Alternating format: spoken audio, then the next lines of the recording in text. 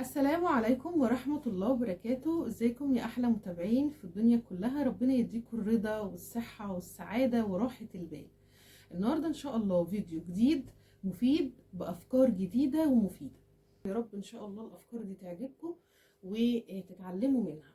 اول حاجة ان شاء الله هنتكلم عليها، اول موضوع اللي احنا هنتكلم عليه، هنتكلم عن مصروف البيت وازاي ان انت توفري منه، وازاي ان انت يكون معاكي المصروف منه حاجات مفيدة لبيتك. ان شاء الله هقولك على كام نقطة كده هنتعلمها سوا ان شاء الله. تابعي بس معايا الفيديو كله كده وشوفي الافكار اللي عندي، ويا رب ان شاء الله تتعلمي منها. ولو استفدتي منه طبعا شاركيه مع اصحابك واخواتك. ويلا نبدأ. اول فكرة عندنا هنتكلم فيها مع بعض. اول فكرة هنتكلم فيها هي نقط كده وانا هقول لكم عليها. اول حاجة تعمليها طبعا تطلعي صدقة، يعني بأي حاجة تكون موجودة عندك.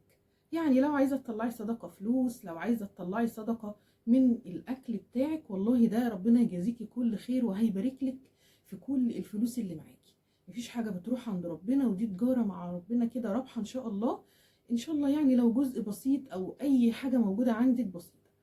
تاني حاجة بقى هنتكلم عليها، انت كده خشي مطبخك وشوفي ايه الحاجات اللي ناقصة عندك. يعني يكون عندك كده ايه، نوت بوكس كده زي دي كده، او اي ورقه وقلم هتجيبيها وتشوفي الحاجات اللي ناقصه عندك.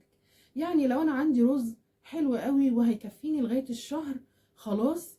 لو عايزه ازود كيلو واخليه مثلا اخزنه لرمضان او اخزنه بعد كده، مفيش مشكله. مفيش امكانيه، يبقى مشي نفسك على قد الامكانيات بتاعتك، على قد الفلوس بتاعتك. تمام.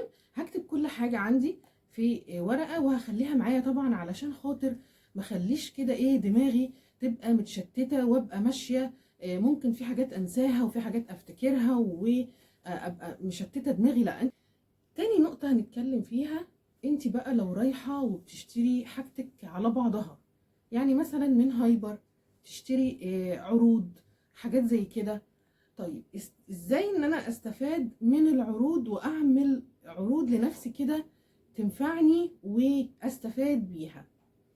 ما تشتريش اي عرض يكون موجود عندك والسلام. يعني مش هيكون مثلا عندي عرض موجود مثلا وانا مش محتاجاه واجيبه علشان خاطر مثلا هو فلوسه كويسة. لا، انا اجيب الحاجات اللي انا محتاجاها وبس. بعد كده اعمل ايه؟ ممكن مثلا ان انا لو الاقي مثلا عرض مثلا مسحوق، والمساحيق كل ما الكيلوات بتاعتها بتكتر كل ما سعر الكيلو بيقل. تمام كده. ممكن ان انا مثلا اقول لاختي او لجارتي، لسلفتي، لمامتي، اقول لها مثلا ايه، في عرض على كذا، ممكن نتقاسم فيه كلنا ونجيبه. ده هيبقى عرض حلو قوي. يعني ممكن مثلا تجيبي كيس مسحوق كبير 9 كيلو 10 كيلو، ونقسمه مثلا انا واختي او انا سلفتي او انا وجارتي. العروض دي هتنفعك، وهيبقى الكيلو بتاعها مش غالي وهيبقى سعره حلو جدا. ده بالنسبه خدي بقى قيسي على كده بقى بقيه المنظفات. او لو انت عايزه مثلا تجيبي عرض زيت كرتونه، ممكن تجيبيها وتقسميها انت وحد.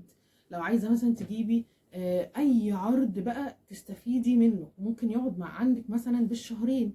يعني ممكن تجيبي تقسميها مثلا انت وحد، ونخليها عندنا مثلا الشهر ده والشهر اللي جاي، يبقى انا كده ايه، عملت العرض ده وهيستفاد منه كمان هفيد بحد تاني. الفكرة اللي بعدها هقول لكم عليها وازاي ان هي توفر معاكي حلو جدا.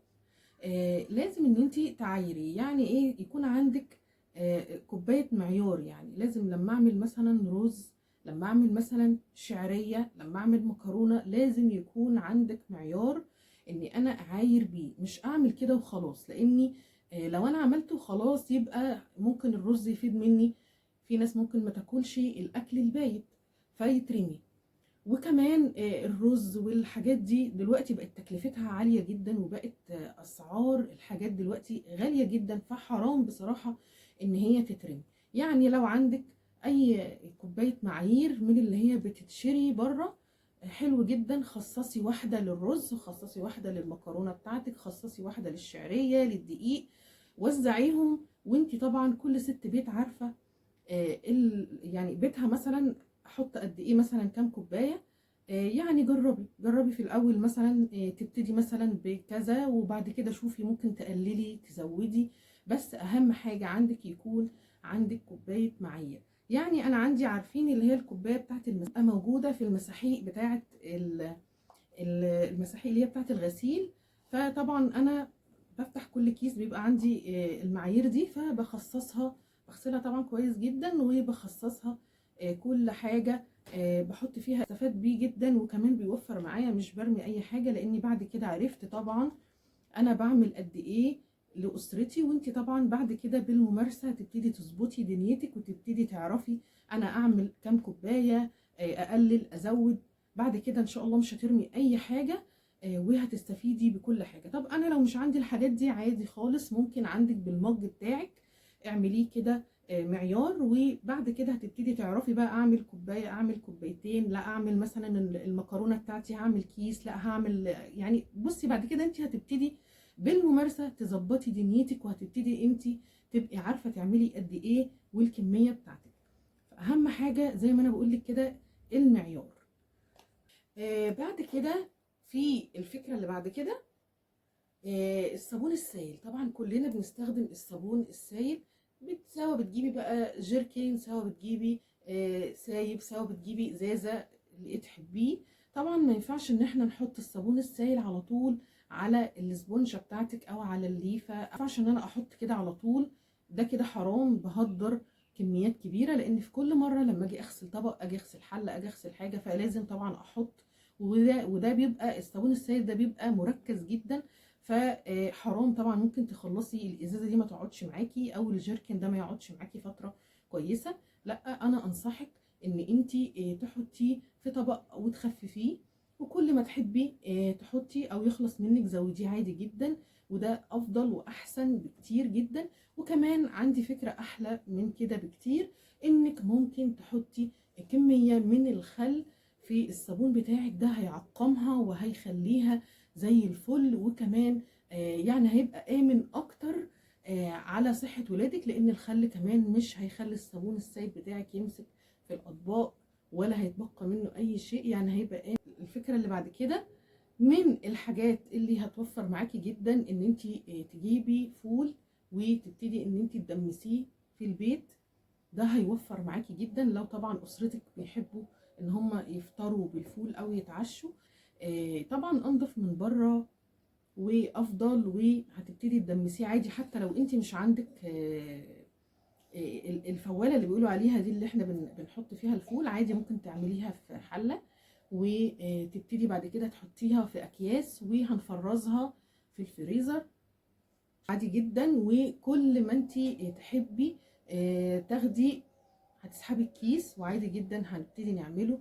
ده افضل واحسن بكتير وهيوفر معاكي كتير. وكمان يعني يا سلام لو انت عندك مفرمه بتاعه الطعميه، هتجيبي الحاجات وتعمليها برضو في البيت وهتبتدي تحطيها في الفريزر، ده هيبقى احسن بكتير جدا ما انت تجيبيها من بره. واحنا بنبقى عارفين الحاجات دي بتبقى بره عامله ازاي، بتبقى طبعا مش حلوه زي ما احنا بنعملها في البيت.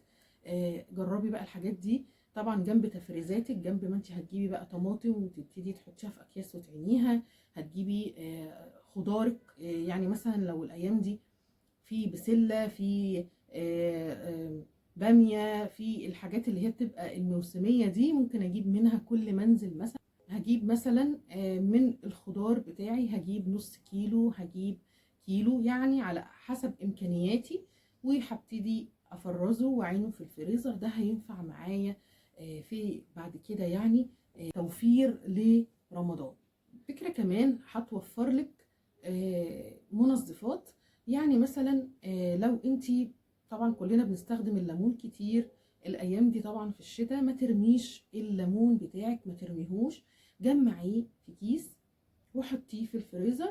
وبعد كده لما يكون عندك كمية كويسة طلعيهم واضربيهم في الخلاط طبعا مع كمية مية كويسة وصفيها حلو قوي. طبعا ما تغليهاش، لاني لما بنغليها وبنركنها بعد فترة كده بحس ان الليمون بيبوظ. انما انتي لو جيتي وضربتيه في الخلاط وعصرتيه كويس جدا، هتبتدي تاخدي الكمية دي وتحطي عليها خل وهتبتدي تحطي عليها كربونات، وده هيبقى حلو قوي. هيبقى هتشغليه في المطبخ عندك كمنظف حلو للبوتاجاز، لعيون البوتاجاز، للمطبخ بتاعك، للحوض، طبعا لكل حاجة. ده هيبقى منظف حلو جدا قوي. وهيوفر معاكي كمان تمن منظف هتجيبيه غالي. طبعا المنظفات دلوقتي احنا بنتكلم في مبالغ يعني بقت غالية جدا. هنيجي الفكرة اللي بعد كده، الأكياس اللي احنا بنشتري بيها الحاجات من بره مترميهاش. طبعا في ناس كتير بترميها، انا مش برميها، انا باخدها وبعمل بيها اعادة تدوير في المطبخ، في الصالون بتاعي، في اوضه الولاد. طبعا الكياس اللي بحس ان هي نظيفه، يعني مثلا انا كيس نزلت اشتريت فيه صابون، اشتريت فيه مثلا منظف، اشتريت فيه حاجه زي كده، باخد الكيس وبعينه وبعمل اعاده تدوير ليه، بحط. يبقى انا كده وفرت كمان 8 اكياس. واستنوني ان شاء الله في فيديوهات جايه كتير. هقول لكم على افكار كتير، يا رب تعجبكم. ولو عجبتكم ما تنسوش بالله عليكم تدوسوا لايك كده، وتحفزوني بكومنت حلو زيكم كده قمر. والسلام عليكم ورحمه الله وبركاته.